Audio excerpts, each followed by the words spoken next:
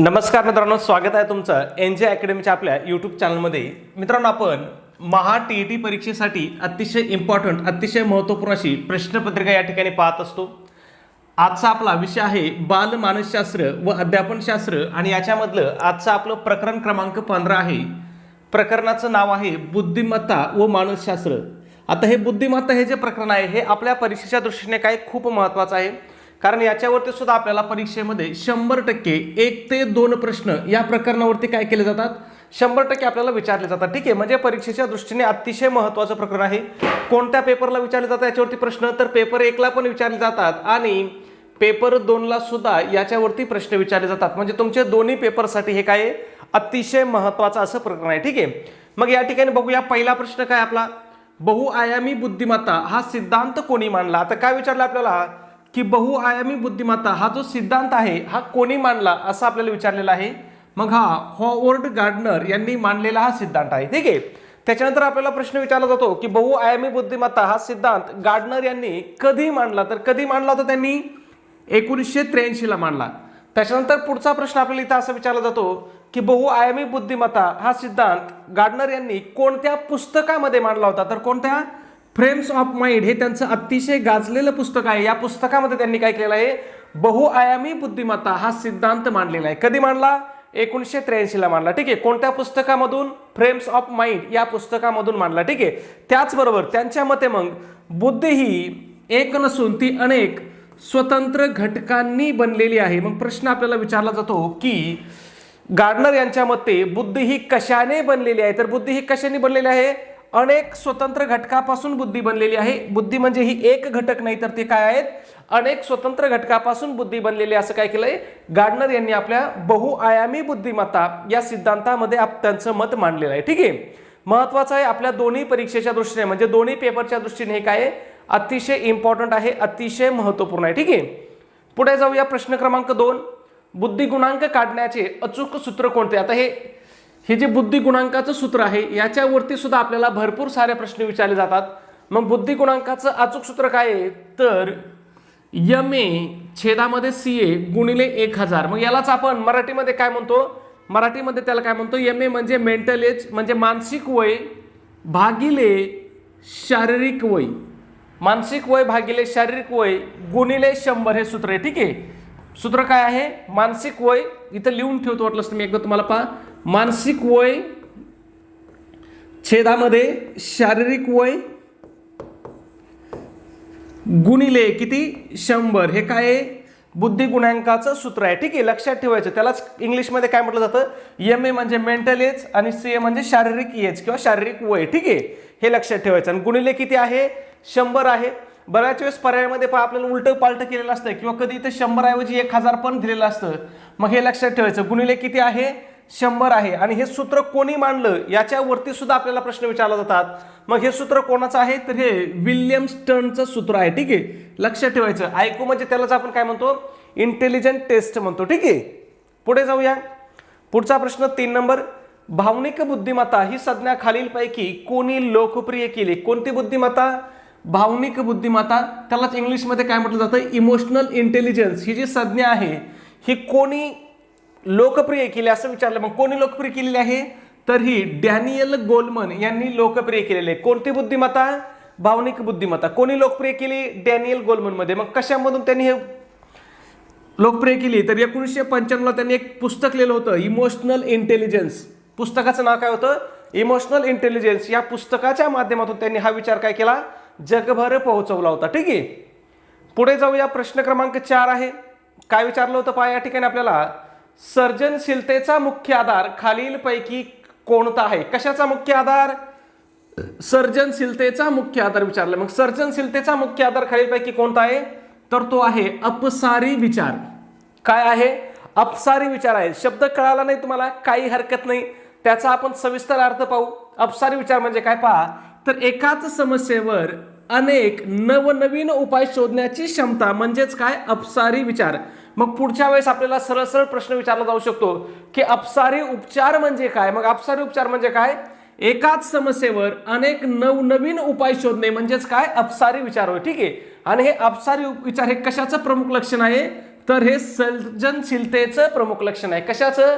सर्जनशीलतेचं प्रमुख लक्षण आहे म्हणा किंवा सर्जनशीलतेचा मुख्य आधार आहे म्हणा. शब्दामध्ये त्यांनी काही जरी फेरफार केला तरी जर तुमचं बेसिक क्लिअर असेल तर तुमचा प्रश्न परीक्षेमध्ये चुकणार नाही. ठीक आहे, पुढे जाऊया. प्रश्न क्रमांक 5 आहे. काय विचारलंय? भावनिक बुद्धिमत्तेमधील स्वजाणीव म्हणजे काय? पहा, भावनिक बुद्धिमत्तेमधील स्वजाणीव म्हणजे काय असं आपल्याला या ठिकाणी विचारलेलं आहे. मित्रांनो, काय झालंय, आज शनिवार असल्यामुळे लाईटची दुरुस्ती आहे. दिवसभरापासून म्हणजे सकाळी 6 वाजताची लाईट गेलेली आहे, ती अजून लाईट आलेली नाही. इन्व्हर्टरला काय आपला एवढा लाईटचा त्याचा लोड काय होईना, सहन होईना किंवा त्याची बॅकअप देण्याची क्षमता किंवा त्याला चार्जिंग झाली नसेल, रात्री कदाचित बटन बंद राहिलं असेल. ठीक आहे, मग भावनिक बुद्धिमत्तेमधील स्वजाणीव म्हणजे काय? तर स्वजाणीव म्हणजे काय? स्वतःच्या भावना समजून घेणे, याला आपण काय म्हणतो? स्वजाणीव म्हणतो. ठीक आहे, मग स्वतःच्या भावना, बलस्थाने आणि उणिवा यांची अचूक ओळख असणे म्हणजेच काय म्हणतो आपण? त्यालाच स्वजाणीव म्हणतो. ठीक आहे, त्यालाच काय म्हणतो आपण? स्वजाणीव म्हणतो. ठीक आहे, पुढे जाऊया. 6 नंबर प्रश्न आहे. थोडासा मी ब्लॅक दिसत असेल पण काही हरकत नाही. तुमच्या समोर उद्दिष्ट काय आहे? मला पाहणे नसून काय आहे, आपल्या डिजिटल बोर्डवरती काय आहे हे पाहणं महत्वाचं आहे, कारण आपल्यासाठी परीक्षेच्या दृष्टीने काय आहे हे महत्वाचं आहे. ठीक आहे, मग माझा चेहरा दिसला काय नाही दिसला तरी काही फरक पडणार नाही. स्पेअरमनच्या बुद्धिमत्ता विषयक उपपत्तीमध्ये कोणता घटक जी म्हणून ओळखला जातो? काय? मग जी म्हणून कोणता घटक ओळखला जातो? तर जनरल घटक म्हणजेच कोणता घटक? सामान्य घटक. आता इथं आपल्याला भरपूर प्रश्न विचारले जातात. भरपूर म्हणजे भरपूर. मग बघा, प्रश्न आपल्याला विचारला जातो की स्पेअरमनने बुद्धिमत्तेविषयक कोणती उपपत्ती मांडली? तर त्यांनी बुद्धिमत्तेची कोणती उपपत्ती मांडलेली आहे? द्विघटक उपपत्ती मांडलेली आहे. कोणती उपपत्ती मांडलेली आहे? द्विघटक उपपत्ती. किंवा दुसरा प्रश्न असा विचारला जातो की बुद्धिमत्तेची द्विघटक उपपत्ती कोणी मांडली? तर ही कोणी मांडलेली आहे? चार्ल्स स्पेअरमननी मांडलेली. कधी मांडलेली आहे? 1904 ला मांडलेली. ठीक आहे, मग त्यांनी बुद्धिमत्तेचे काय आहेत? 2 प्रकारचे घटक असतात असं त्याचं मत आहे. त्याचं काय मत काय आहे कोणाचं? ह्या चार्ल्स स्पेअरमनचं, की बुद्धिमत्तेचे काय असतात? 2 घटक असतात असं म्हणणं आहे. मग हे 2 घटक कोणते बघा त्यांनी सांगितलेत. पहिला सांगितलाय जी फॅक्टर. काय सांगितलंय? जी फॅक्टर. आणि दुसरा आहे यस फॅक्टर. जी फॅक्टर म्हणजेच काय? त्याला जनरल फॅक्टर म्हणतात. जनरल फॅक्टर म्हणजेच काय? सामान्य घटक. ठीक आहे, जनरल म्हणजे सामान्य, फॅक्टर म्हणजे काय? घटक. मग जी फॅक्टर म्हणजेच काय? सामान्य घटक. मग हा घटक कसा असतो? सामान्य घटक. तर हा जन्मजात असतो आणि नैसर्गिक असतो. ठीक आहे, प्रश्न विचारला जातो द्विघटक या बुद्धिमत्तेच्या उपपत्तीमधला जी फॅक्टर हा कसा असतो? तर कसा असतो? हा जन्मजात असतो किंवा नैसर्गिक असतो. आणि यस फॅक्टर म्हणजे काय? स्पेसिफिक फॅक्टर म्हणजेच काय? याला म्हणतो आपण विशेष घटक. काय म्हणतो याला? विशेष घटक. स्पेसिफिक म्हणजेच काय? विशेष. त्याला किंवा स्पेशल बी म्हणू शकता तुम्ही. ठीक आहे, मग हा घटक कसा असतो? अर्जित असतो. दोन्ही मधला फरक लक्षात ठेवा. हा कसा असतो? जन्मजात असतो. आणि हा कसा असतो? अर्जित असतो. म्हणजे हा आपण मिळवू शकतो. कशामधून? शिक्षण आणि सरावातून मिळवलेला असतो हा घटक. ठीक आहे, फरक लक्षात ठेवायचा. कोणकोणते 2 घटक आहेत? कोणते आहेत? एक आहे जी फॅक्टर आणि दुसरा आहे यस फॅक्टर. जी म्हणजे काय? जनरल. यस म्हणजे काय? सामान्य. ठीक आहे, यस म्हणजे विशेष किंवा स्पेशल. ठीक आहे, मग जी फॅक्टर कसा असतो? जन्मजात असतो. यस फॅक्टर कसा असतो? अर्जित असतो. ठीक आहे, ह्या बेसिक गोष्टी आहेत मित्रांनो, ह्या लक्षात ठेवा कारण परीक्षेच्या दृष्टीने खूप महत्वाच्या आहेत. गार्डनरच्या मते कवी आणि लेखक यांच्याकडे कोणती बुद्धिमत्ता अधिक असते? बघा, मग कवी आणि लेखक यांच्याकडे कोणती बुद्धिमत्ता अधिक असते? तर त्यांच्याकडे भाषिक बुद्धिमत्ता असते. कोणाच्या मते? प्रश्न पुढचा असा विचारला जाऊ शकतो की खालीलपैकी कोणाच्या मते कवी आणि लेखक यांच्याकडे भाषिक बुद्धिमत्ता अधिक असते? मग कोणाच्या मते? तर गार्डनरच्या मते. ठीक आहे, मग गार्डनरच्या मते पहा की शब्दांची निवड, भाषा प्रभुत्व आणि व्यक्त होण्याची क्षमता ही काय आहे? कवी आणि लेखकाकडे सर्वाधिक असतं असं कोणाचं मत आहे? गार्डनरचं मत आहे. ठीक आहे, पुढे जाऊया. पुढचा प्रश्न पाहण्याअगोदर मित्रांनो एक छोटीशी पण अतिशय महत्वाची अशी सूचना. मित्रांनो, आपण टीईटी परीक्षेसाठी अतिशय इम्पॉर्टंट, अतिशय महत्त्वपूर्ण अशी टेस्ट सिरीज या ठिकाणी आपण सुरू केलेली आहे. आपल्या टेस्ट सिरीजचं वैशिष्ट्य आहे की ही तुमच्या टीईटीच्या संपूर्ण अभ्यासक्रमावर आधारित अशी आपली टेस्ट सिरीज असणार आहे. ठीक आहे, मग या टेस्ट सिरीजमध्ये तुम्हाला काय काय भेटेल पहा. तर 10 टेस्ट पेपर भेटतील. त्याचबरोबर सगळ्यात महत्त्वाचं आतापर्यंत झालेल्या टीईटीच्या सर्व प्रश्नपत्रिका भेटतील. आणि या सर्व प्रश्नपत्रिका कशा भेटतील तुम्हाला? तर उत्तर सूची सहित भेटतील. म्हणजे तुम्हाला याला त्याला उत्तरे विचारण्याची सुद्धा गरज लागणार नाही. तुम्हाला उत्तर सूची सहित या प्रश्नपत्रिका तुम्हाला पाठवून दिल्या जातील. ठीक आहे, त्याचबरोबर आपण फ्रीमध्ये अतिशय IMP अशा नोट्स सुद्धा देत आहोत. मग यामध्ये कोणकोणते विषय असतील? मराठी असेल, हिंदी असेल, इंग्रजी असेल, मानसशास्त्र असेल, इतिहास असेल, भूगोल असेल, गणित बुद्धिमत्ता असेल, हे सगळे विषय या ठिकाणी असतील. त्याचबरोबर तुम्हाला माहिती आहे की इयत्ता 4थी ते 8वीचे जे काही शालेय पुस्तक आहेत हे सुद्धा टीईटीच्या परीक्षेच्या दृष्टीने काय आहेत? अतिशय इम्पॉर्टंट आहेत, अतिशय महत्त्वपूर्ण आहेत. कारण यामधून आपल्याला भरपूर सारे प्रश्न काय केले जातात? विचारले जातात. मग तुम्हाला इयत्ता 4थी ते 8वी पर्यंतचे जे काही शालेय पुस्तक आहेत त्यांच्या सुद्धा नोट्स या ठिकाणी दिल्या जातील. मग 4थी ते 8वीचा इतिहास असेल, भूगोल असेल, राज्यशास्त्र असेल, विज्ञान असेल, ह्या सगळ्या विषयाच्या नोट्स तुम्हाला त्या ठिकाणी दिल्या जातील. मग बरेच जण विचारतात की सर आम्ही जर फक्त एवढ्याच याचा परीक्षेमध्ये अभ्यास केला तर आम्हाला किती मार्क पडतील? तर तुम्हाला त्या ठिकाणी किती मार्क पडतील? 100 पेक्षा जास्त मार्क पडतील. किती मार्क पडतील? 100 पेक्षा जास्त मार्क तुम्हाला 100% पडतील. आणि एवढे मार्क जर पडले तर तुम्ही परीक्षा पहिल्याच प्रयत्नामध्ये काय होणार? 100% पास होणार. मग याची किंमत किती मित्रांनो? तर फक्त 200 रुपये किंमत आहे. पण त्याच्यामध्ये सुद्धा विद्यार्थ्याच्या आणि शिक्षक बांधवाच्या मागणीस्तव आपली ऑफर चालू आहे. मग जर तुम्ही ऑफरनुसार जर आज आपली टेस्ट सिरीज घेतली तर ही तुम्हाला फक्त आणि फक्त किती रुपयाला भेटणार आहे? 139 रुपयाला तुम्हाला ही टेस्ट सिरीज भेटणार आहे. मग हे 139 रुपये तुम्हाला कुठं पे करायचे आहेत?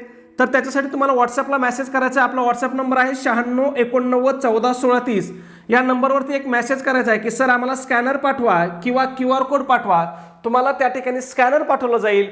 मग तुम्हाला त्या स्कॅनरवरती काय करायचं आहे? 139 रुपये पाठवायचे आहेत. आणि तुम्ही जे 139 रुपये पाठवले त्याचा एक काय करायचा? पेमेंट झाल्यावरती एक स्क्रीनशॉट काढायचा आहे आणि तो स्क्रीनशॉट काय करायचा आहे? मला व्हॉट्सॲपवरती पाठवायचा आहे.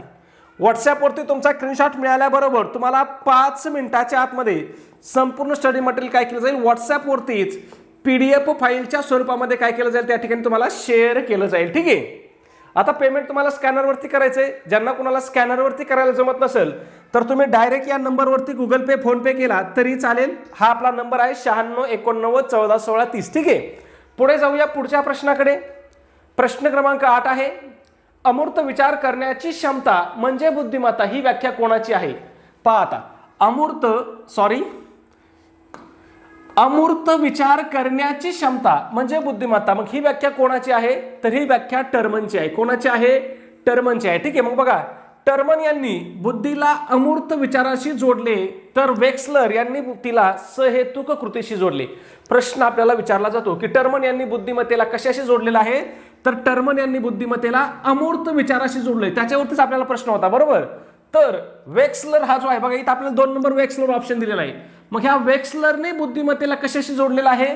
तर तिला त्याने सहेतुक कृतीशी जोडलेला आहे. प्रश्न आपल्याला दुसरा याच्यावरती या वेक्सलर वरती विचारला जाऊ शकतो. ठीक आहे. पुढे जाऊया. प्रश्न क्रमांक 9 आहे, खालीलपैकी कोणती बुद्धिमत्ता चाचणी सामूहिक प्रकारची आहे? कोणती सामूहिक प्रकारची बुद्धिमत्ता चाचणी कोणती आहे असं विचारलं आपल्याला.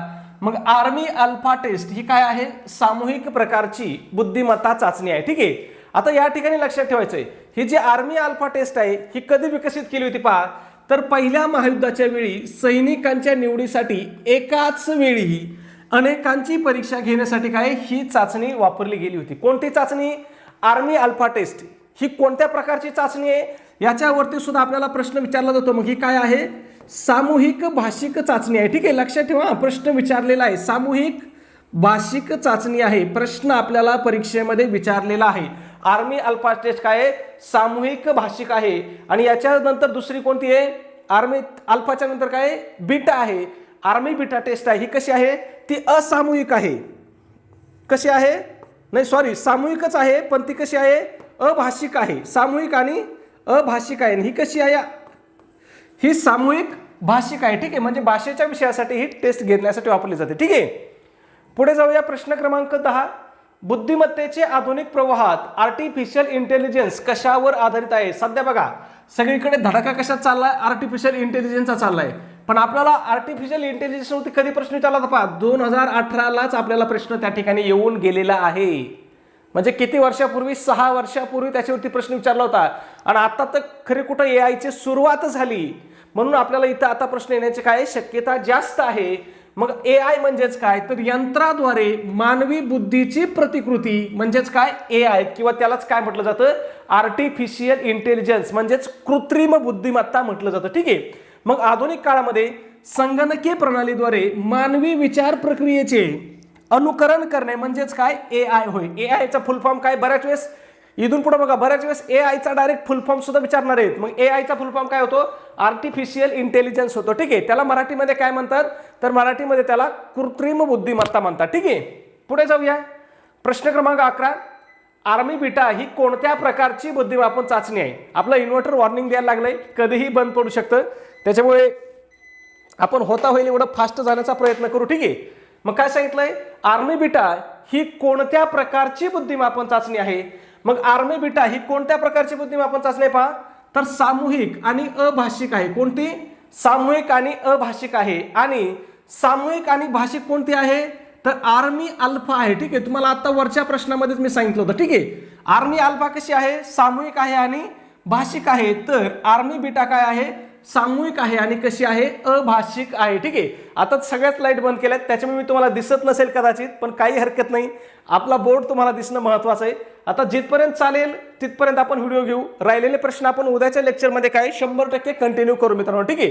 त्याच्यामुळे काळजी करू नका. खालीलपैकी कोणते लक्षण भावनिकदृष्ट्या बुद्धिमान व्यक्तीचे नाही? काय विचारलंय? की भावनिकदृष्ट्या बुद्धिमान व्यक्तीचं लक्षण नाही असं विचारलंय. मग बघूया. आत्मसंयम, आशावाद, दुसऱ्यावर दोषारोप करणे आणि सहानुभूती. मग यापैकी दुसऱ्यावर दोषारोप करणे हे काय भावनिकदृष्ट्या बुद्धिमान व्यक्तीचं लक्षण नाही. मग भावनिकदृष्ट्या बुद्धिमान व्यक्तीचे लक्षण काय आहेत? तर त्याच्याकडे प्रचंड असा आत्मसंयम असतो, आशावादी असतो तो, त्याच्यानंतर त्याच्याबद्दल काय असते? लोकांबद्दल किंवा इतराबद्दल त्याच्या मनामध्ये काय असते? सहानुभूती असते. मग भावनिक बुद्धिमान व्यक्ती काय करतो पहा, स्वतःच्या कृतीची जबाबदारी घेतो. दुसऱ्यावरती तो दोषारोप करत नाही किंवा दुसऱ्यावरती ती जबाबदारी ढकलत नाही, तर तो काय करतो? स्वतःच्या कृतीची जबाबदारी काय करतो? स्वतःवरती घेतो. ठीक आहे. पुढचा प्रश्न पाहूया. 13 नंबर. बुद्धिमत्तेच्या कोणाच्या उपपत्तीला बहुघटक उपपत्ती म्हटलं आहे? काय? बुद्धिमत्तेच्या कोणाच्या उपपत्तीला बहुघटक उपपत्ती म्हणलं आहे? मग कोणाच्या उपपत्तीला म्हटलंय? तर एडवर्ड थॉर्नडाईक याच्या उपपत्तीला काय म्हटलंय? बहुघटक उपपत्ती म्हणलंय. याच्या अगोदर पहा आपल्याला प्रश्न होता. कुठं प्रश्न होता? स्पिअरमनच्या द्विघटक उपपत्तीवर होता. स्पिअरमनच्या द्विघटक उपपत्ती आठवलं का? काय? जी फॅक्टर आणि एस फॅक्टर. ठीक आहे. जी फॅक्टर आणि एस फॅक्टर म्हटला होता तो कोण? स्पिअरमन. पण यांनी काय केलं? या थॉर्नडाईकने त्या स्पिअरमनच्या ह्या उपपत्तीला, द्विघटक उपपत्तीला काय केला? विरोध केला. आणि कोणती उपपत्ती मानली? बहुघटक उपपत्ती मानली. ठीक आहे. मग त्याच्या मते काय? बुद्धिमत्ता ही कोणत्याही एक किंवा दोन सामान्य घटकांनी बनलेली नसून ती काय? अनेक स्वतंत्र सूक्ष्म घटकांनी बनलेली आहे. कोणाच्या मते? एडवर्ड थॉर्नडाईकच्या मते. मग त्यांनी कोणती उपपत्ती मानली? बुद्धिमत्तेची बहुघटक उपपत्ती मानली. त्याने कोणाला विरोध केला? तर स्पिअरमनच्या द्विघटक उपपत्तीला काय केला? त्याने विरोध केला. ठीक आहे. सगळ्या गोष्टीने सगळ्या दृष्टीने तुम्हाला काय करायचं? या ठिकाणी अभ्यास करायचा आहे. ज्या मुलाचा बुद्धी गुणांक 70 पेक्षा कमी असतो त्याला काय म्हणतात? आता काय सांगितलंय? ज्या मुलाचा बुद्धी गुणांक 70 पेक्षा कमी असतो त्याला काय म्हणतात? तर त्याला मतिमंद म्हणतात. किंवा त्याला अजून एक दुसरा शब्द आहे आपल्या मानसशास्त्राच्या भाषेमध्ये, त्याला काय म्हणतात? अध्ययन अक्षम बालक म्हणतात. ठीक आहे. अध्ययन अक्षम व्यक्ती म्हणतात. ठीक आहे. आणि पहा, प्रज्ञावान कोणाला म्हणतात? तर ज्यांचा 140 पेक्षा जास्त असतो त्यांना काय म्हणतात? प्रज्ञावान म्हणतात. सामान्य कोणाला म्हणतात? तर सामान्य मला वाटतं 90 ते 110 हा जो बुद्धी गुणांक आहे त्यांना काय म्हणतात? सामान्य म्हणतात. ठीक आहे. आता याच्यामध्ये एखाद्या दोन अंकांनी आकडा इकडे मागमोर होऊ शकतं. कदाचित तिथे 110 ऐवजी 109 पण असू शकतं. ठीक आहे. एवढं तुम्ही लक्षात ठेवायचे, कारण एवढे किरकोळ पर्याय आपल्याला कधीच दिलेले नसतात. ठीक आहे. आणि अल्पबुद्धी काय? 70 ते 80 अल्पबुद्धी आहे. ठीक आहे. पुढे जाऊया. प्रश्न क्रमांक 15. सर्जनशील व्यक्तीचे ओघवता हे वैशिष्ट्य म्हणजे काय? सर्जनशील व्यक्तीचं ओघवता हे वैशिष्ट्य म्हणजे काय? विचारांचा प्रवाह वेगाने येणे, त्यालाच काय म्हणतात? ओघवता म्हणतात. ठीक आहे. मग कमी वेळात समस्येवर जास्तीत जास्त कल्पना सुचणे म्हणजेच काय? ओघवता होय. ठीक आहे. लक्षात घ्या. पुढे जाऊया. 16 नंबर. भाटिया बॅटरी ही कोणती चाचणी आहे? पहा, आपण पाहिली होती याच्या आधी. कोणती चाचणी पाहिली आपण? अल्फा चाचणीवरती आपल्याला प्रश्न विचारला होता, आर्मी अल्फा टेस्ट. त्याच्यानंतर आर्मी बीटा टेस्ट वरती प्रश्न विचारला. आणि आता हा काय आहे? भाटिया बॅटरी या चाचणीवरती प्रश्न आहे. मग ही कोणती आहे? तर ही अभाषिक चाचणी आहे किंवा इलाच कृती चाचणी सुद्धा म्हणतात. ठीक आहे. मग याच्यामध्ये काय केलं जातं पहा? या चाचणीमध्ये ठोकळे जोडणे किंवा चित्र पूर्ण करणे यासारख्या प्रत्यक्ष कृती कराव्या लागतात या चाचणीमध्ये. ठीक आहे. मग प्रश्न विचारला जाऊ शकतो की खालीलपैकी कोणत्या चाचणीमध्ये ठोकळे जोडणे किंवा चित्र पूर्ण करणे यासारखी प्रत्यक्ष कृती करावी लागते? मग कोणत्या चाचणीमध्ये? तर ती आहे भाटिया बॅटरी चाचणी. ठीक आहे, पुढे जाऊया. 17 नंबर, गिलफोर्ड यांनी बुद्धिमत्तेचे किती घटक किंवा रचना सांगितल्या आहेत? मग गिलफोर्ड यांनी बुद्धिमत्तेचे किती घटक सांगितले? 50, 120, 7 आणि 1. मग यापैकी योग्य उत्तर काय आहे? बुद्धिमत्तेचे त्यांनी 120 घटक सांगितलेत. कशामध्ये सांगितले त्यांनी हे बुद्धिमत्तेचे घटक? तर structure of intellect. Structure of intellect याला शॉर्ट फॉर्म मध्ये काय म्हणतात? SOI म्हणतात. परीक्षेमध्ये डायरेक्ट बऱ्याच त्यांनी SOI हा शब्द दिलेला आहे. मग याच्यामध्ये त्याने काय सांगितलंय? 3 परिमाण सांगितलेत. किती परिमाण सांगितलेत? 3 परिमाण आणि 120 घटक मांडले आहेत. किती? कोणी? गिलफोर्डने. ठीक आहे, कशाचे?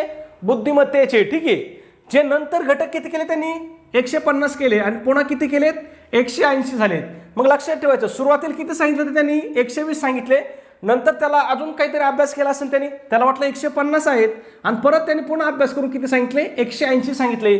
मग तिन्ही आकडे तुम्हाला लक्षात ठेवायचे आहेत आणि जो काही पर्याय असेल तो पर्याय तुम्हाला लिहायचा आहे. ठीक आहे, सहानुभूती खालीलपैकी कशाचे प्रमुख अंग आहे? मग सहानुभूती त्यालाच आपण काय म्हणतो? सिम्पॅथी म्हणतो. ठीक आहे, मग हे कशाचा प्रमुख अंग आहे? तर हे भावनिक बुद्धिमत्तेचं प्रमुख अंग आहे. मग भावनिक बुद्धिमत्ता म्हणजे काय? सहानुभूती म्हणजे काय? तर दुसऱ्याचे दुःख स्वतःच्या जागी राहून अनुभवणे म्हणजे काय? सहानुभूती होय. म्हणजे दुसऱ्याला जे वेदना होत आहे, दुसऱ्याला जे दुःख होत आहे, हे स्वतः फील करणं, की बाबा काय दुःख होत असेल त्याला आपण काय म्हणतो? सहानुभूती म्हणतो. ठीक आहे, पुढे जाऊया. प्रश्न क्रमांक 19, बुद्धिमत्ता चाचणीचा जनक म्हणून कोणास ओळखले जाते? बुद्धिमत्ता चाचणीचा जनक म्हणून कोणास ओळखले जाते? तर अल्फ्रेड बिने याला म्हटले जाते. ठीक आहे, आता इथं बऱ्याच वेळेस घोळ काय होतो बघा, इथं काय शब्द दिलाय? बिने दिलाय. काही पुस्तकामध्ये याला काय म्हटलेलं आहे? बिनेट म्हटलेलं आहे. ठीक आहे, नाही तर तुम्ही लगेच कमेंट करायचे की सर तुम्ही बिने मानताय, पुस्तकात तर बिनेट दिलेला आहे, मग काय करायचं आम्ही? तर आता हा फरक लक्षात ठेवा. हा कोण होता? फ्रान्स मधला होता. मग फ्रान्समध्ये जो इंग्लिश मधला टी आहे ना, शेवटचा जर टी आला तर तो उच्चारामध्ये दिसत नाहीत. मग याची पेलिंग मध्ये शेवटी ट लावतात, पण उच्चार करताना त्याला काय म्हणतात? बिनेच म्हणतात. अल्फ्रेड बिने म्हणतात. ठीक आहे, हे लक्षात ठेवा. काय आहे? अल्फ्रेड बिने. मग याला काय म्हटलं जातं? अल्फ्रेड बिने यांनाच बुद्धिमत्ता चाचणीचे जनक म्हटलं जातं. ठीक आहे, मग आता बिने असो किंवा बिनेट असो, दोन्ही व्यक्ती एकच आहेत हे लक्षात ठेवा, नाही तर पुन्हा त्या वादात आपल्याला पडायचंच नको. ठीक आहे, मग यांनी पहिली चाचणी कधी केली होती बुद्धिमत्तेची? ती 1905 ला विकसित केली होती. तिचं नाव काय होतं? बिने सायमन बुद्धिमापन कसोटी. कधी तयार केली होती? 1905 ला. आणि एक सगळ्यात महत्वाची संकल्पना यांनी दिलेली आहे की मानसिक वय. याच्यावरती सुद्धा आपल्याला प्रश्न विचारला जातो की मानसिक वय ही संकल्पना जगाला खालीलपैकी कोणी दिली? मग कोणी दिली? ही अल्फ्रेड बिनेने दिली आहे. अल्फ्रेड बिनेलाच काय म्हणतात? बुद्धिमत्ता चाचणीचा जनक म्हणतात. ठीक आहे, आणि बुद्धिमत्तेचा त्यांनी कोणता सिद्धांत मांडलेला आहे? तर बुद्धिमत्तेचा एक घटक हा सिद्धांत मांडलेला आहे त्यांनी. ठीक आहे, कोणता सिद्धांत? एक घटक हा सिद्धांत मांडलेला आहे. प्रश्न आपल्याला विचारला जाऊ शकतो की खालीलपैकी कोणी बुद्धिमत्तेचा एक घटक सिद्धांत मांडलेला आहे? मग तो कोणी मांडलेला आहे? अल्फ्रेड बिने याने मांडलेला आहे. ठीक आहे, पुढे जाऊया. आता इथं आपल्या रेकॉर्ड कोर्स बद्दल माहिती आहे. आता आपल्या इन्व्हर्टरचा बॅकअप कमी आहे, मी तर तुमचा वेळ घेणार नाही. ज्यांना काही बघायचं असेल त्यांनी माहिती स्क्रीनशॉट काढून वाचून घ्या. ठीक आहे, पुढे जाऊया आपण. प्रश्न क्रमांक 20 आहे, असाध्य ते साध्य करण्यासाठी वापरली जाणारी बुद्धी म्हणजे कोणती? काय? असाध्य ते साध्य करण्यासाठी वापरणारी बुद्धी म्हणजे काय? अमूर्त बुद्धी. मग बघा, कल्पनाशक्ती व तर्काच्या जोरावर न दिसणाऱ्या गोष्टीचे नियोजन करणे म्हणजे अमूर्त बुद्धी. अमूर्त म्हणजे काय? न दिसणाऱ्या गोष्टी. मूर्त म्हणजे काय? दिसणाऱ्या गोष्टी. मग असाध्य ते साध्य करण्यासाठी वापरली जाणारी बुद्धी कोणती आहे? अमूर्त बुद्धी आहे. त्याचा जर व्यवस्थित अर्थ पाहिला तर पहा, कल्पनाशक्ती आणि तर्काच्या जोरावर न दिसणाऱ्या गोष्टींचं नियोजन करणे म्हणजे काय? अमूर्त बुद्धी होय. ठीक आहे, पुढे प्रश्न आहे आपला 21 नंबर. गार्डनर यांच्या मते खेळाडूकडे कोणती बुद्धिमत्ता प्रबळ असते? बघा बरं, खेळाडूकडे कोणती बुद्धिमत्ता असेल? तर शारीरिक हालचालीविषयक बुद्धिमत्ता काय असते? प्रबळ असते. कोणाकडे? खेळाडूकडे. ठीक आहे, पुढे जाऊया. मानसिक वय ही संकल्पना प्रथम कोणी मांडली? बघा, आताच वरच्या प्रश्नामध्येच तुम्हाला मी स्पष्टीकरण दिलं होतं की मानसिक वय ही संकल्पना जगाला कोणी दिली आहे?